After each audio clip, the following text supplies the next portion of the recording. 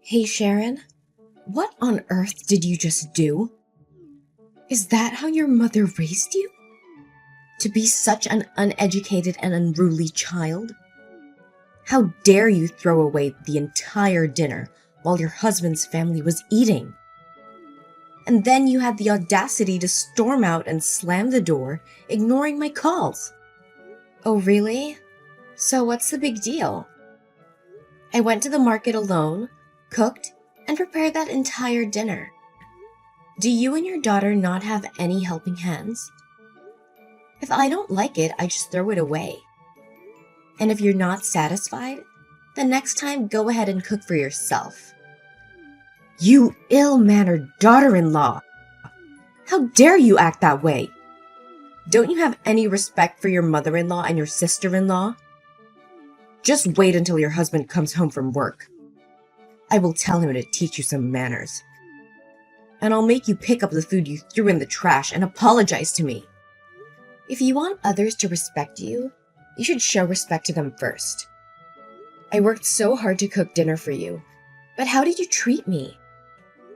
I simply went upstairs to the bathroom for a moment to get rid of the food smell. And by the time I came back, you and Freya had already devoured almost everything.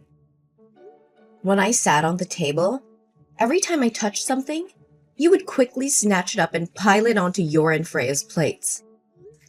Is that how you show respect? I didn't want to see the food I worked so hard to cook being eaten by disrespectful people. So what's wrong with throwing it away? Hey, why should I respect you? You're just a lowly daughter-in-law. I have never encountered anyone as rude and insolent as you. It's your responsibility to cook for your husband's family. Something you ought to do. Since when do I have to feel grateful to you for that? You better come back here and prepare another meal for me right now. Don't even think about it. I won't tolerate this any longer. Ever since you and your daughter moved into my house, you have disrupted the peaceful life that my husband and I had. Today, if you want, we can settle everything, and then you can move out of my house. Why are you talking like that? You make it sound as if the entire family is ganging up on you. Besides, this is my son's house. It's not you who works hard to pay the mortgage, so you have no right to kick me out of this house. Oh, is that so? It seems like your son doesn't trust you enough to share everything with you. Well, we have a lot to discuss then, starting with your precious daughter. What's wrong with my daughter? Ever since your daughter moved here, various items from my room have gradually gone missing. Clothes, jewelry, cosmetics, they've all disappeared. No matter how many times I caught Freya rummaging through my things, she never listened to me. I made it clear that they were for my personal use, and if she wanted to borrow something, she should at least ask for permission. But even when she did use them, she never bothered to put them back in the proper place. Clothes were never washed and returned to me. Cosmetics were left open and spilled, and jewelry was rarely seen again. Oh, don't blame my daughter. It must be because you didn't take care of your things properly, so they got damaged. It's unreasonable to blame her. Besides, this house was purchased by my son, which means everything in this house belongs to him. Why should my daughter ask for your permission to do anything? Now I understand how Freya became so entitled and arrogant. It seems like you've taught her well. What do you mean by that?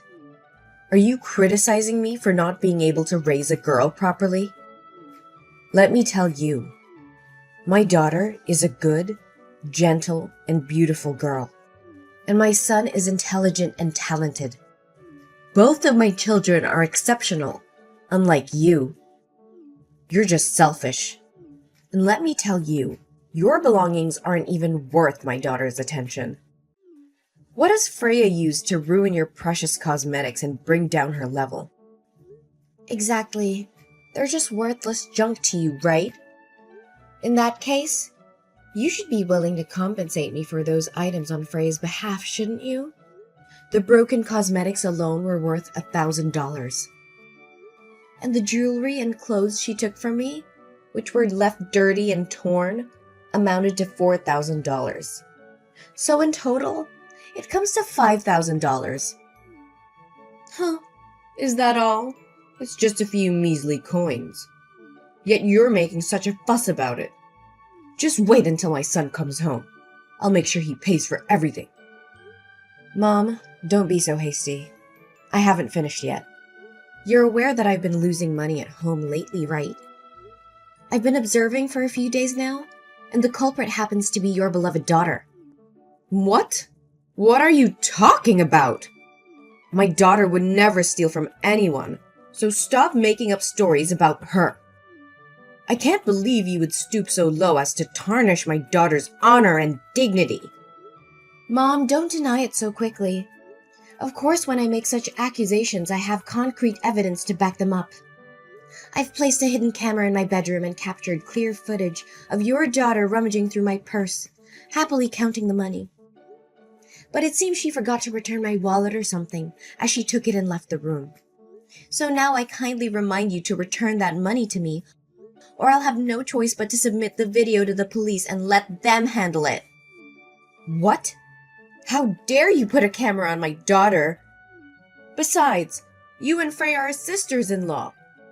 It's just that when she's in dire need of money, she borrows some from you. Why do you have to exaggerate it? All right, let's consider it as Freya borrowing money from me. So is it time for her to repay now? Over the past 2 weeks, Freya sneaked into my room and took money a total of 7 times. The amount she took adds up to $9,000. Along with the compensation for my belongings, Freya owes me a total of $14,000. Just $14,000? So you're treating your sister-in-law like a criminal? I deeply regret marrying you and having you as the daughter-in-law of this house. You're so uneducated and disrespectful. So you think your daughter is educated when she steals from others? How dare you raise your voice at me like that? Mom, please calm down. Save your breath because the best part is yet to come. Now, it's your turn. What about me? What did you do? Do you remember a week ago when I bought some tonics and supplements for my mother to take to the hospital? But when I went back to the kitchen to prepare chicken soup for her, I found that those potions had expired. So what? I told you it wasn't me. Are you blaming me again? I don't know anything about drugs. Maybe the pharmacist tricked you. And now you're accusing me of swapping your drugs? How could that be when the pharmacist is my best friend? She's a pharmacist with many years of experience, so she wouldn't deceive me. Besides, I actually knew it was you from that day, but I decided to give you another chance. But it seems you considered me an ignorant fool, and that's why you acted that way, right? I told you, I don't know anything. Oh, really? But the camera in the living room tells a different story. You probably didn't know that I also installed cameras in the living room and kitchen, did you? I saw you swapping those potions with something else. Well, go ahead and do that. So what? You always only care about taking care of and buying things for your biological mother, using the hard-earned money of my son. Yet you never ask or buy anything for your mother-in-law and sister-in-law, who are right next to you every day.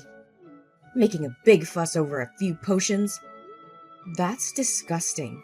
So why didn't you tell me and keep doing these impolite things? Not to mention you've been ordering online recently, but the delivery address is my company? Well, you just have to accept it on my behalf. What's the problem? It affects my work progress. Moreover, you don't pay for those orders in advance. So every time I receive the goods, I have to pay for you. But you never pay me back. Huh! I shouldn't have expected gratitude from you. There's never anything left to be repaid. But things are different now. The total amount I've paid for your online orders is $7,000. Along with the swapped out tonic, it adds up to $58,200. Don't deny it. I have already recorded the details of each order's value and the order numbers. If you want, I'm willing to sit down and discuss this with you. You? How dare you demand repayment from your mother-in-law like that? I haven't finished yet. A few months ago, you borrowed $50,000 from me for some other investment. Now, it's time to repay that. However, since you are still my mother-in-law, I won't charge you any interest. So the total amount you owe me is $58,200. I accept cash or bank transfer. What kind of daughter-in-law dares to claim debts from her mother-in-law and sister-in-law like this? What's wrong with that? If you borrow money, you have to pay it back. It's the natural law of life. I'm not a fool or a servant who spends all day earning money for you to squander it like that. I will tell my son about this. You won't get away with it. I'll call him right now. I'll make sure he divorces you and kicks you out of this house. Ooh, I'm so scared. Who are you trying to intimidate? Go ahead. Call your beloved son, so I don't have to waste time listening to his pleas. I've already prepared the divorce papers. As soon as your son signs them, we'll never have to see each other again. What have you done to my son that he doesn't dare to divorce you like that? Did he really say I have to give in to you a little? Don't think that just because my son loves you, you can treat me however you want. My son is handsome, intelligent, and talented. I can find him a much more obedient and gentle wife than you. A wife like you is unacceptable. Can't he get a divorce? Fine. I'll file for a divorce myself. Huh. Does he love me? Are you joking? He claims to love me but lets my mother and sister bully his wife without standing up for her. He's nothing but a coward. Looks like he hasn't told you the truth yet, has he? Well, let me enlighten you. The truth? What are you talking about? Your precious son, the one you're always proud of, has been leeching off his wife since 4 months ago. What are you saying? Who's leeching off whom? Nonsense! He's been unemployed for the past 5 months.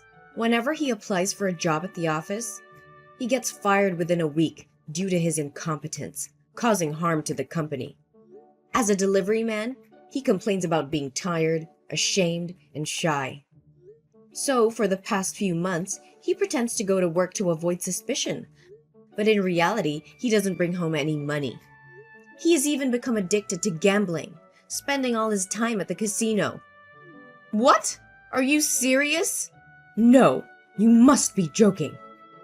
Business trips. Huh! He's been gambling at the casino and lost all his money, so they won't let him back. He called me for help, but what you did today was the last straw. I won't help him anymore. If you truly love your son, you should find a way to save him from that situation. What about the house? I've been solely responsible for paying the mortgage installments, and my parents have also helped. Your son has never contributed a dime to this house. No, I can't believe this. Just because you can make money doesn't mean you can look down on your in-laws. I've had enough of your lies and disrespect. From this moment on, you and your son are no longer welcome in this house. Pack your belongings and leave immediately. How can you do this? This is our family home. You can't just kick us out like this. We have rights. Rights? Let me tell you of something. This house was purchased by my hard-earned money and the support of my parents. You and your son have contributed nothing but trouble. I have tolerated your behavior for far too long, but no more. We have nowhere else to go. That's not my concern. You should have thought about that before betraying my trust and taking advantage of me. Find a place to stay or rely on your husband's supposed talents to support you. I'm done being taken advantage of. You'll regret this, Sharon. Mark my words. I highly doubt that. Goodbye, Judy. Your presence is no longer welcome in my life or in this house. Oh, poor Sharon. Had a little fall down the stairs, did we? Maybe you'll finally understand what it feels like to suffer. And guess what? You won't be getting any sympathy from me. In fact, I hope you suffer even more. How dare you even speak to me after what you've done? You caused this. You and Freya. You are wicked. Both of you. You almost caused someone's death. And don't think you can escape from this. You'll be staying right where you belong. In jail. Waiting for the police to take you and your daughter away. That's when the real suffering will begin for you and your daughter. It'll make a perfect new home for you. What are you talking about? I didn't do anything. You fell on your own. I was just behind you. If you don't believe me, go ahead and check the camera footage in the living room. You're quite the sly fox, aren't you? I already checked the footage without your reminder. But you conveniently covered the camera with a cloth, didn't you? If you didn't have any intention of harming me, then why were you and Freya still lingering around my house even after I told you to leave before I arrived? Oh, come on. I had to wait for you to come home so I could say goodbye, and I needed time to pack as well. Besides, I used up all the remaining money to pay off my son's gambling debt. So now that I want to move, I have nowhere else to go. But isn't it karma for you to end up trapped in my box and fall down the stairs? But why are you being so tough? The stairs are quite long, yet you managed only to hit your head and bleed from your legs and fainted. Bleeding legs? Do you really not know what actually happened? It wasn't my legs bleeding, but I had a fetal derangement. You put your own grandchild in danger with your own hands. Grandchild? What grandchild? What on earth are you talking about? Do you want to know why I have been patient with you for the past 2 months since you and Freya moved in? It's because a week after you moved in, I found out I was pregnant. I wanted my child to have a complete and happy family, so I tried to be patient and hope that maybe you and Freya would change your attitudes and treat me better. Or that my husband would stop gambling and focus on our family. But the other day, I saw the true faces of you and your daughter, and I realized it was just wishful thinking. How can my child grow up in such an environment, seeing his mother being treated like a servant to a gambling father and a toxic paternal family? 2 months? So why didn't you say anything to us? Oh my gosh, this is just a dream, isn't it? Are you just saying that to make me feel guilty? Say so! Why should I lie to you? I will never make fun of other people's children like you. You can go up to my bedroom and look in the nightstand and you'll find my ultrasound papers there. I want to talk to you so many times, but every time I say that I have something important to say, you laugh and insult me. You say I have no voice in this house. My husband is not seen at home and is always attached to the casino. If he comes back, it's just to get money and then leave. So who can I talk to? Hold on a second. This ultrasound. This is the truth? No way! So how's the baby? It's all your fault. If you had told me you were pregnant, I wouldn't have. How's the baby? Is it okay? Is it too late to worry now? It's all your fault. Admit it. Don't make excuses anymore. It was you who pushed me down the stairs. Don't think I don't have any proof. I have recorded everything. Recording? Record what? I don't care. How is my poor grandson? Oh no. What if it's a boy? If my son finds out, he will kill me. Tell me, how's the baby in your belly? Is it still healthy? When I got home and still saw you and Freya there, I had a bad feeling. So I called my mom and told her to turn on call recording. And if I had anything to do, go get my phone and leave it hidden in the potted plant in the living room. And it's already recording the whole conversation. You conspired with Freya about harming me to take over this house. Because if I die, the house will belong to your son, right? That's right. That's what I do. Is that an answer that pleases you? Now, don't be so verbose, but tell me about my grandson's condition. Well, there is no more grandson. What? Oh my God! No way! I killed my own grandson? How could that be possible? That's right. You killed your own grandson yourself. From now on, the baby will be only mine. Only me. No longer related to your family. What do you mean? That means the baby is still in your belly, right? Yes, the baby is still in my belly. But don't think for a second that you have any claim to this child. You've proven yourself to be a danger, not just to me, but to your own flesh and blood. I didn't mean for any of this to happen. I never wanted to harm my own grandchild. It was just a terrible accident. No, that's just a prank. A prank? Is that what you think this is? You call the potential loss of an innocent life a prank? You're delusional, Judy. This is far beyond a mere prank. Your actions were calculated, malicious, and showed complete disregard for the life growing inside me. Sharon, please believe me. I never intended for any harm to come to the baby. Save those words for the court. I have already reported you to the police for intentional harm and endangerment. Your admission just now is solid evidence against you. I won't allow you to continue hurting me or my child. What? That's impossible. You can't accuse your own mother-in-law like this. I said it was just a harmless joke. Is there something you don't understand? If I go to jail, what will happen to my 2 children? Don't worry. You won't be going to jail alone. I have also provided the police with evidence of Freya entering my room, stealing money, and vandalizing my belongings. Both of you will have each other's company. No, this can't be happening. Why are you doing this to your sister-in-law? Didn't you promise to let it go? I never promised to forgive her. I merely said that if you could repay the money she owes me, I would pretend nothing happened. But where is my payment? So I made the right decision. Just wait. I'll talk to your husband, and he won't let you sue me. I am his mother. He has to support me.